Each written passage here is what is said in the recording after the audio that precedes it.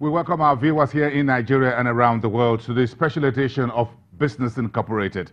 I am Bosun Omofai, and we welcome you to this decision day by Nigeria's Central Bank Monetary Policy Committee. The two-day rate-setting meetings that started on Monday ends this afternoon, and the committee's considerations and key decisions are due for announcement at the top of the hour, 2 o'clock here in Nigeria. But first, let's track the global marketplace on this trading day as we cross over to Frankfurt Stock Exchange, where my colleague Daniel Koop of DWTV for Channels Television is standing by. Good day, Daniel, and nice being with you on the show today. Let's go straight to business. European Commission President Jean-Claude Juncker is scheduled to meet President Trump tomorrow at the White House in an attempt to persuade America not to impose impose tariffs on European car makers. Do you think Juncker will be able to persuade President Trump?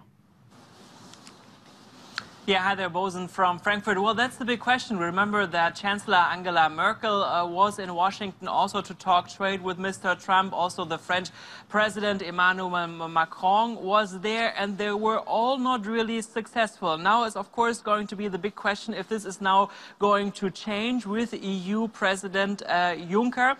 Because, of course, one thing is clear. All those negotiations about future trade relationship and also about tariffs, they need to be discussed on the European Union level. So, of course, he is the right man to go. But I can tell you that investors here at the Frankfurt Stock Exchange don't really expect big things to happen. Also, I can tell you that Mr. Trump was already very busy this morning sending out tweets. Just an hour ago, he was tweeting, I'm going to quote him now, "Tariffs are great. Either a country which has treated the United States unfairly on trade negotiations, a fair deal, or it gets hit with tariffs." And also, he was tweeting earlier saying, countries that have treated us unfairly on trade now all coming to Washington to negotiate. This should have been taking place many years ago. But as the saying goes, better late than never. I guess when you're reading these tweets, Bosun, you don't really get the feeling that those talks tomorrow are going to be very successful.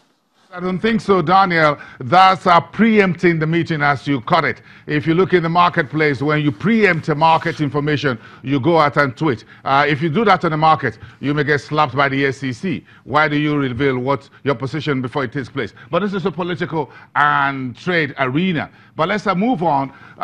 There you talk about tweet earlier. So, do you think the stock market is beginning to ignore or give President Trump's tweets a cold shoulder? I'm looking at your shoulder there, and I'm seeing the German DAX moving in very positive direction. Do you think the market still care so much about President Trump's strongly worded tweet, whether to Iran or to Juncker and the EU partners or anyone else? Yeah, exactly. We are in the green right now. Let me actually have a look. A slight plus of 1.6% here at the moment.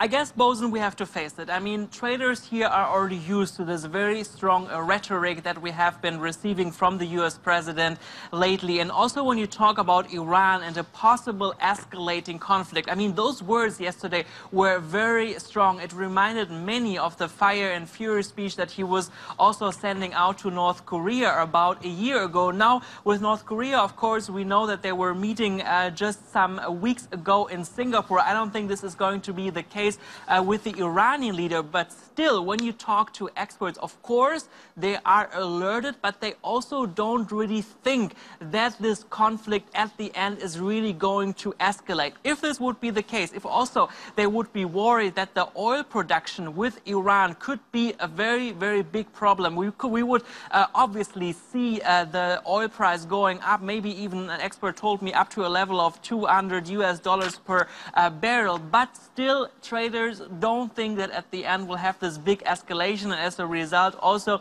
we are seeing the markets here in Europe today also recovering. Also, when you look, for example, at the gold price, it seems that investors are not into those safe havens, at least for the moment. I guess that's really the reason behind this. Yeah, but again, despite the geopolitical tensions and tweets and whatever, the earnings season continues, and this is the deep end of it with tech, non-techies like Alphabet, Peugeot, UBS, that's Union Bank of Switzerland, and Michelin in the news. Which of these results are getting the market's attention the most right now? Daniel?